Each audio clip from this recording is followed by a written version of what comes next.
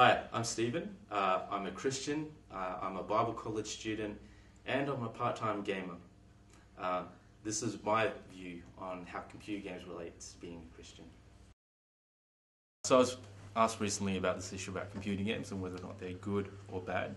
And I think before answering a question like that, we've got to figure out how to think through a question like that. And I think there are two guiding principles in relation to that. Firstly, as a Christian, we're free. We are free from all constraints, we're free from rules and laws. We live by grace and we live by faith. And all that we do is I guess, part of part of living out this freedom that we've been given through Christ. Second, though we are free, we are still slaves to Christ. And so all that we do is in honor of Christ and in honor of glorifying Him, growing in our enjoyment of Him. Now, how does this relate to computer games? I think the question of whether or not computer games are good or bad is a very, very broad question to actually a very a broad thing. And speaking as a gamer myself, I can say that to ask the question, are computer games good or bad, is to ask a really, really big question which doesn't really have answers, because computer games come in all shapes and forms.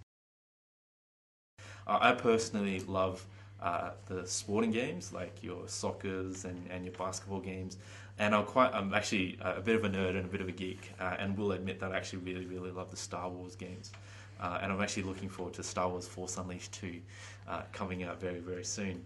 But the other question really is revolved around a hugely popular game of late called Call of Duty, which is now in its fourth edition, so to speak. And in each edition that it's come out, it's been built up. The graphics have become a lot more realistic. The gameplay has become a lot more realistic. The missions have become a lot more focused, and in some ways a lot more morally ambiguous. I heard recently that one of the missions on COD 4 requires you to infiltrate a Russian mob, and part of that infiltration requires you to walk through a Russian airport and shoot innocent civilians. Now, all these sorts of games and these types of games throw at Christians in particular questions of, is this right, is this wrong, should I be playing a game like this?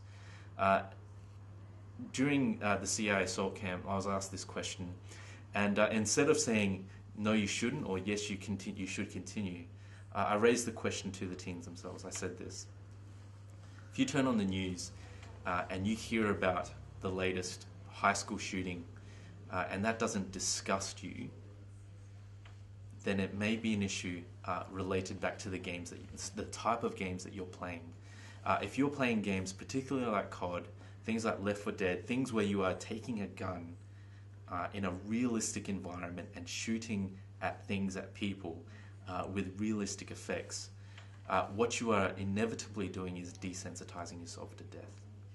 You are looking at these images and you are doing these things without thinking about them. Death is not a natural thing. The Bible is quite clear that in Genesis chapter 3, when Adam sinned and introduced death to the world, that was not a good thing, nor was it something that God was happy about or pleased about. In Genesis chapter 6, God mourns the sinfulness of man, and He mourns the fact that He created them and He will have to destroy life. In the book, I think in the book of Jeremiah, or at least in the Old Testament, we hear that God mourns the death of the wicked. Death is not a natural thing. It is a completely unnatural thing and a gross intrusion in on life. Which is why Paul says in 1 Corinthians chapter 15, because of the resurrection of Jesus Christ, He is able to declare, where, O death, is your sting? Where, O death, is your power? It loses its power, it loses its grip over us because Jesus died in our place. That is the great gospel that we believe. That is the gospel that we're trying to get out to people to see grow in our lives. And yet, if we're spending all our time in these sorts of games, in games which desensitize us to death and desensitize us to the death of Jesus on the cross, we lose that impact. We lose the impact that this man died on behalf of sins so that we might be freed. Now, does this mean that you should not play these games or you shouldn't?